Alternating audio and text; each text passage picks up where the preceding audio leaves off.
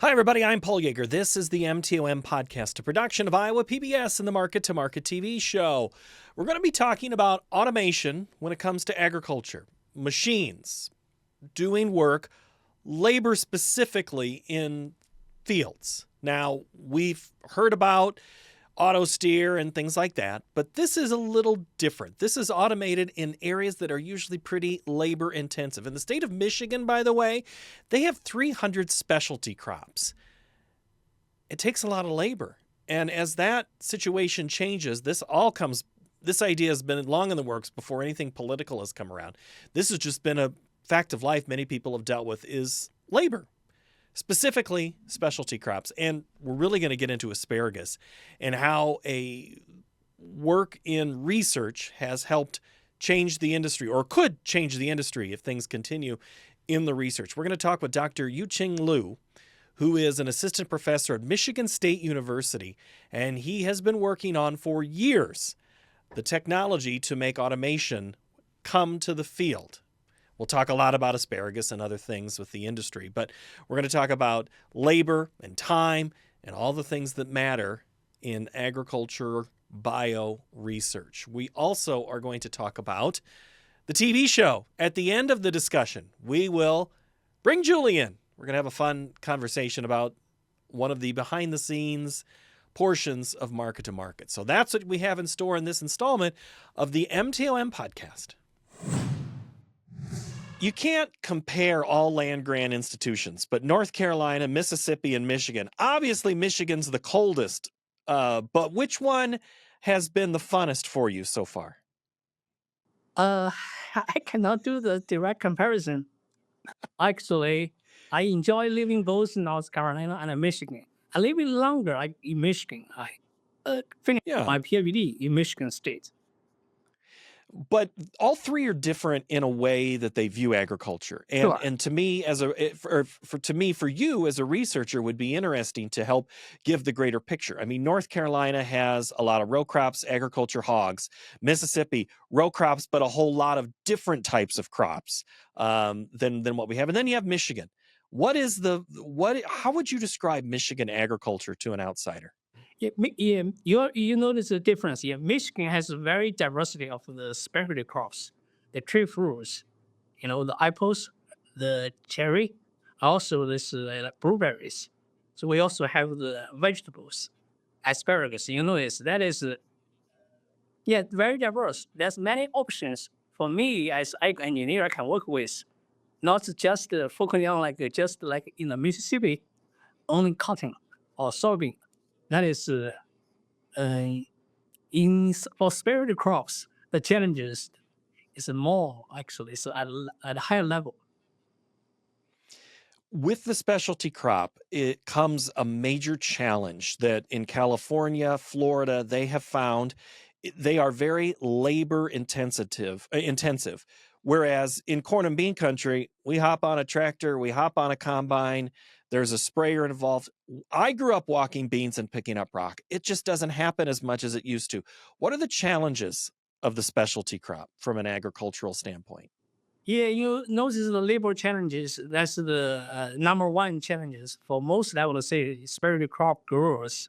They are not able to sustain without technology to help, with the labor cost keep increasing. So one major production cost, very big portion is the harvesting, compared to many other operations on farm. Harvesting can cost over 50, even 60% of total production cost. This is very big for growers, very big challenges to deal with. And it's not getting any easier to find labor. Labor itself becomes a political issue, but labor is a challenge that, I mean, even in corn and bean country, there's not the same number of people to work on the farm that there used to be. And in other areas, there isn't. So how does technology help solve an issue that a farmer might have? Technology, if they can help, on one hand, can reduce the dependence on labor. Some tasks can be automated. that were, for example, still take the harvesting as example. If we can reduce the labor dependence, have some automation or mechanical system, may not be fully replace all the manual harvesting, but can supplement to be very important too in case the growers cannot have enough labor supply. They have technology available they can use. Otherwise, they have to fully rely on the manual workers. If manual workers not available, they are not able to harvest. They have total loss of their yield. Well, go back to COVID 2020 era when the crops, the labor wasn't there because they weren't allowed to work, and then they got an exemption, they were allowed to work. But then it became the rotting issue was there wasn't a distribution for them because of whatever issue. We could have labor. It happens. It's not just about the actual person to do the issue. It can happen where a crop, there's only a small window that it can be picked, and that also creates You are a right. You problem. are right. Is technology also help? I don't know if a technology can extend the window, or does it just hyper focus the importance of when the work needs to be done? That window probably by for technology that's related to the breeding or other like horticultural scientists. They if they can develop the variety, allow the longer window for harvesting, that'd be great. But I don't see that's a viable option. Technology can Mhm. improve the efficiency, can do the work in shorter time. You, uh, say if you have a robot, you can let it run 7/24. So human workers, you cannot do that. So you can double, if you double or even triple the harvesting efficiency, you can reduce the time needed for harvesting. We'll get into the money savings in a minute, but I want to go to let's example of asparagus on market to market. We had a few years ago some video shot in California of an asparagus field and about 12 to 24 people going through this large field, and they have a knapsack on, and it's a long razor basically that they are spade going through and picking. Tell me how technology can replace that human that's doing that job. Yeah, this is still is I would say is an area for research, but there's several companies currently is working on the harvester. I would still consider the harvester prototype, but they do show some promise. Use the vision and the AI on the mobile system with the harvesting mechanism, so the system can localize the spears that's ready for harvesting and trigger the hardware to take the cutting or the other operation to collect the spears. Yeah, this is it can be done technically by the robots, but it still has a lot of challenges. How big of a I mean, is this a robot that's on a tractor? Is this something that goes Yeah. 2 rows at a time? What does it look like? So today's the robots mostly autonomous, fully self-propelled. But for asparagus harvesting, actually, the research has been done for many years. Back to even to 1970s, there's the old-fashioned there's a mechanical harvesting system. Some is tractor pulled. Some is they also can have the human to operate. So, but those like mechanical harvester without vision, they has a very big issue with the yield loss. It normally cut all the spears. Cut all the spears, you may lose 50% of your crop. It's because the asparagus grows non-uniformly. There's you have to do harvesting selectively to maximize your yield, maximize the quality. Okay, you have to what did you say? You had to focus, so a human eye is the human eye more effective at, instead of a general cut everything, this technology is able to use a technical eye. It's trained and can see that spear needs to be picked. That spear needs to be picked, and the action goes through. Is that how this works? Yep. Yes, the vision system, the camera can see this asparagus, can also, based on the trainer model, can tell how the spear, how long it is. The selective harvesting It's based on the lungs. In Michigan, we will say that if the spear longer than say 80 inches, we consider that's ready for marketing. If it's shorter than that, it's maybe like the pick next time. So the vision system can do this the decision making. Tell the spear where it's located and tell if they're ready for harvesting or not. Eh, I'm just fascinated by that. So uh, let's go back to the cost discussion. That sounds expensive. Is it? Yeah, the current the commercial prototype, they still slow, and also they are expensive. Then their company based in the UK and in Germany, they already have the product available on the market, but so far no growers has really adopted their product yet. There's some issue there. It's asparagus you need as to pick them in very timely manner.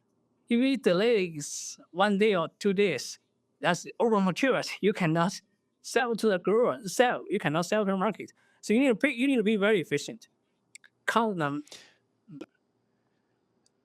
Now, does this machine operate with is this Wi-Fi enabled that there's somebody sitting at the edge of the field watching this thing go back and forth through the rows, or are they sitting on it like it would be a tractor to kind of keep this thing going? It's the latest the robots for asparagus harvesting is fully autonomous. So no human uh, no operator. So, but there's you can program the robots to let it water work. So as I said, they are slow. What I see, that's one UK based that's the company. They have that just a single row covered robot, single row, and each time this robot only pick the one spear, and it's move to the next one, so it work, but it's work too slow to be useful. Now you're sounding like my dad. I was too slow to be useful in the field. Then the growers cannot wait, so they want to harvest their crop. We say today they need to fully harvest all the ready crop. But the thing with asparagus, though, I mean, any crop. I know we're very specific asparagus here, but this really applies to any crop. It's only mature for what, 3 weeks, 6 weeks at most that you need this machine, right? Yeah, the season, the hard picking season can last for 7 or 9 weeks. Yeah, the picking need to be continued almost every day. So it depends on the weather or the temperature conditions, depending on how fast the spear grows. So they're not very common is they will do the pick every other day, or even every day, or even twice per day. So this picking frequency is pretty high. In part, 7 to 9 weeks. So then that doesn't add up to 52. I know you don't use a combine. You don't use a big John Deere or Case combine all year through. What can this machine do in the off 45 weeks a year? And can it be reprogrammed for other crops? Yeah, that's where add value to the machine. But so far the robots are to let the robot work very well. Those current development, they are very task specific. Task specific is necessary restrict their value, but there's research already start to how to like make the robot multifunctioning, can add value to the robot. But for asparagus, so far we haven't really reached that level yet to develop a very versatile farming robot. Yeah, but that's a good point. So you will. Can you go again? I'm sorry, I interrupted. Yeah. I think you make a very good point. That's the potential to like the robot do more than just harvesting. Maybe the harvesting just the one like the module that can be attached or detached. So for other tasks, you can attach other module. The basic frame can still there.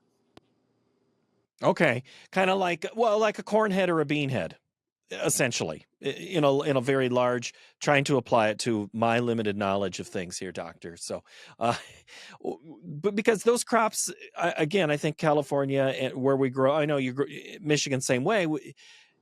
Different seasons, you have different needs. And if you've only taken one crop of 300 and solved the technology issue, you still have a whole lot of other things. So, yes, I would imagine your research is endless trying to figure out how to make it most cost efficient for the producer and would be probably one of those barriers to full implementation. Is that right?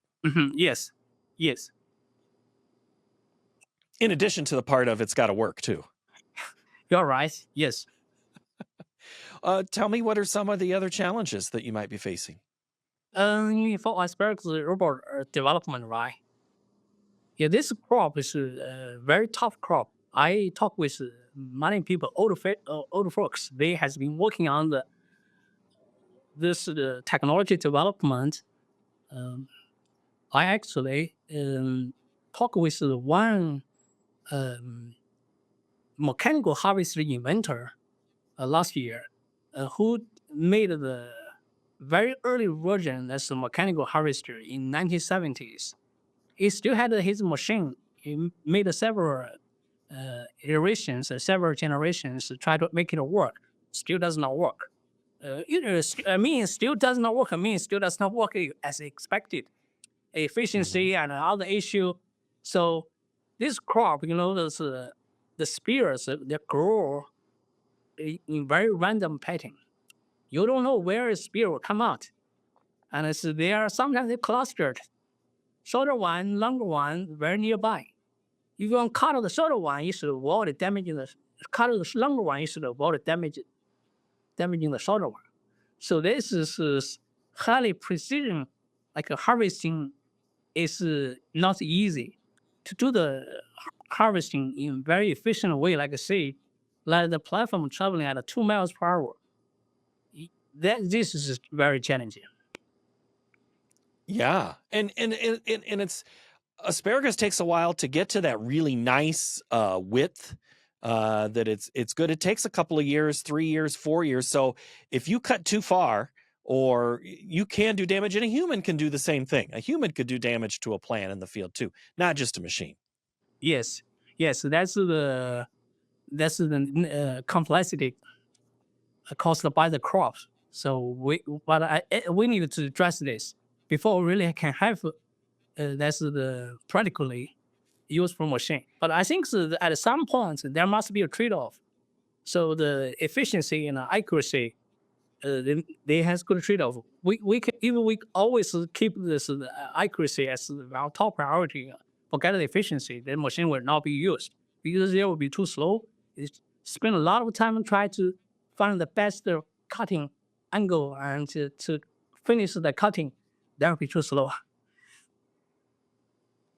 Right. I hadn't even thought about the cutting angle. Yes. But even a large 250, $500,000 John Deere combine going through the field will not be perfect all the time, and it will leave parts of the corn cob in the hopper. So even those machines aren't 100% perfect. They're darn close, but I'm guessing that the bar and standard that you're trying to get to is what the modern production agriculture machines have done. That's where you're hoping that we can get to. Yeah, there's some research on the cost benefit analysis at what level the machine can start generating profit.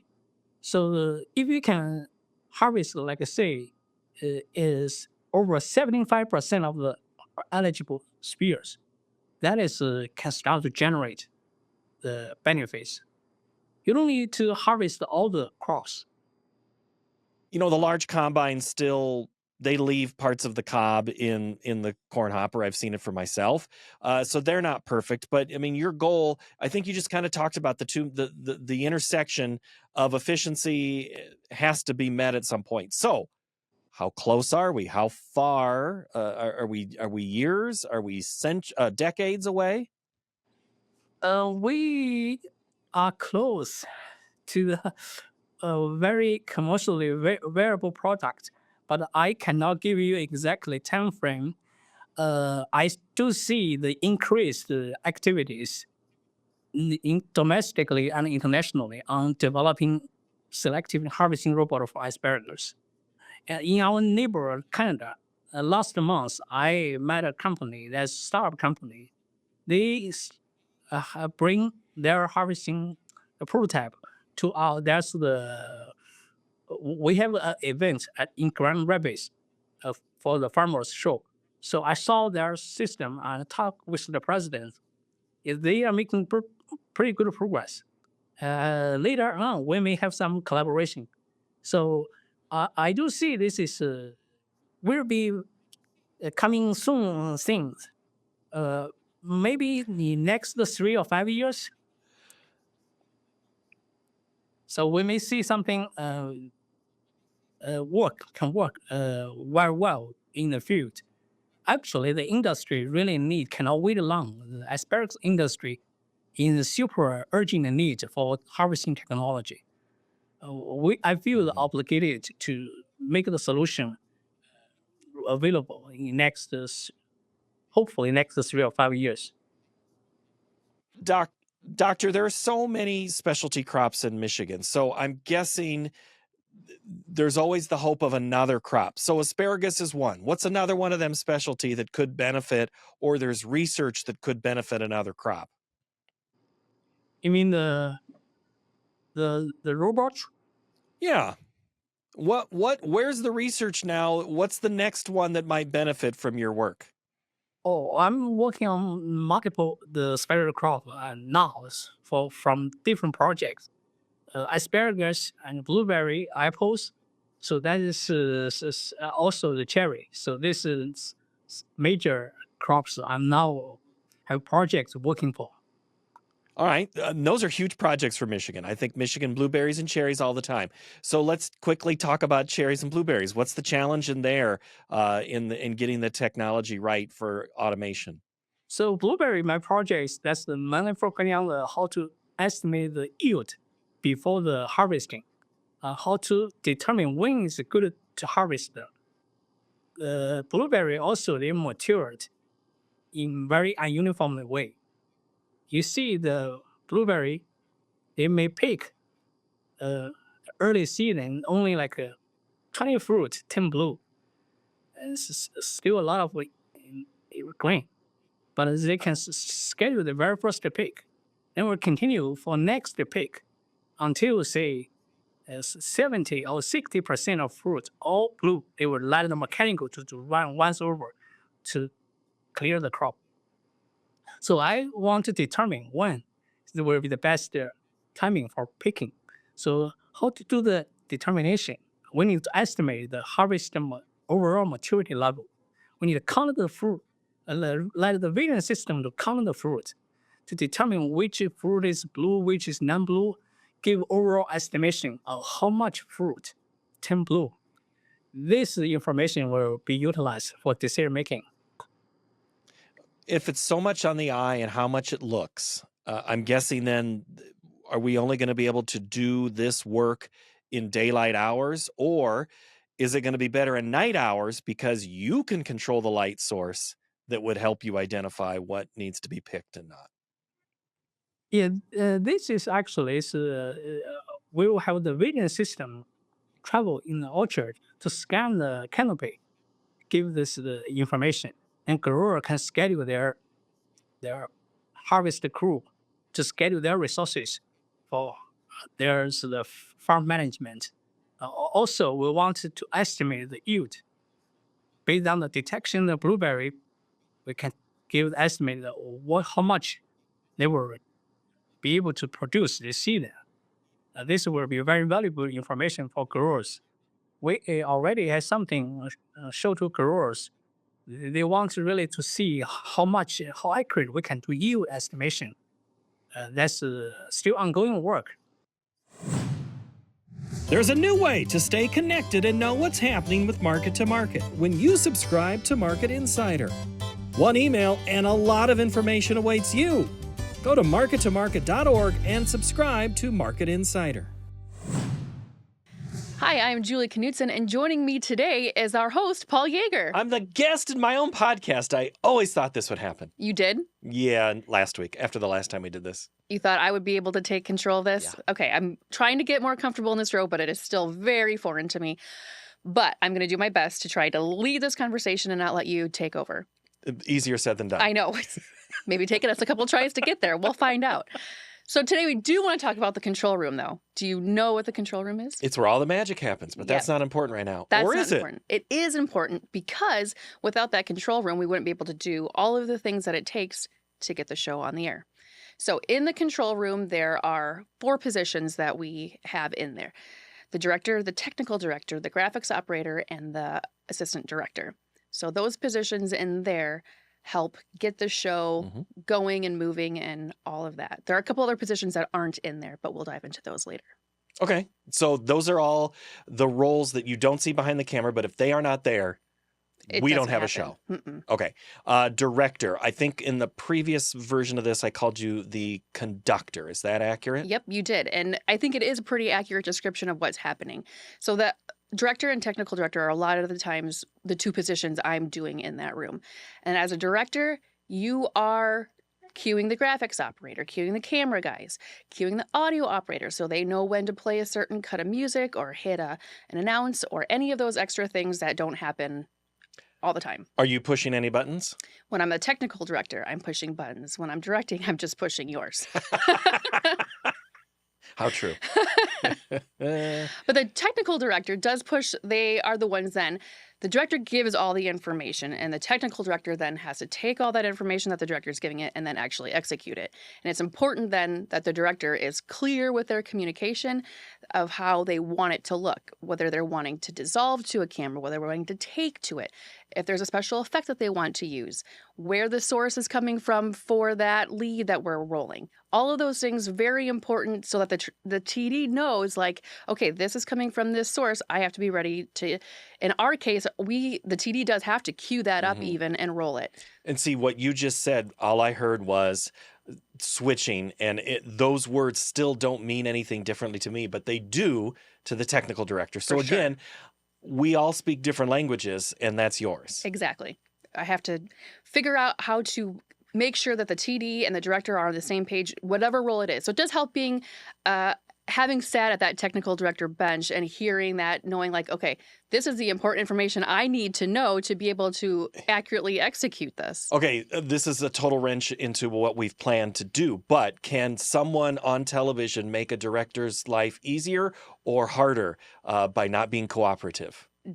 I think you know the answer to that. They can definitely make it more difficult, for sure. And I can make it very difficult at times. Well, only when, not difficult, but just not prepared, right? So we have talked ahead of time about a plan that we're going to do. We think we are on the same page, and all of a sudden you throw an audible and say, we're actually going to go to this graphic instead. And it's like, oh, so I'm making sure the graphics person is aware that we're not going to that graphic. We're going to a different one.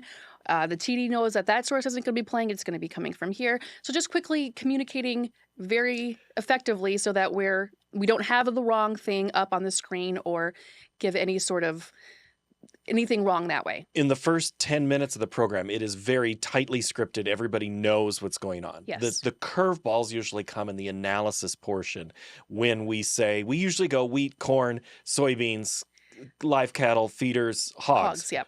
But there'll be times, say it's a show where we have Jeff French and Ross Baldwin, where we're talking livestock and grains all at the same time. Right. And it is just and you'll say, Paul, where are we going to go? And I'll be like, I don't know. I just have Wherever to listen. the discussion takes us. I have to listen to where the dance is. Yep. Okay. I think that's a very good description of what a director and technical director. I think that was a really good job. Oh, well, thank you, because it's kind of what I do. But you know what I don't do is close a show. Okay, good luck. Here you go. I'm going to give it a shot. If you have anything you would like Paul and I to talk about, go ahead and send us a message at iowapbs.org. And it's in graphic form. It bails you out there. Right, but then I look even stupider not even knowing what it's saying right here. Market to market at iowapbs.org. Make sure you catch Paul's new podcast that comes out every Tuesday. And who knows when you'll see us again doing what we do. Watch every episode so you never miss one of these fun things. Great job, Julie. Thanks, Paul. All right. See you next time. Bye.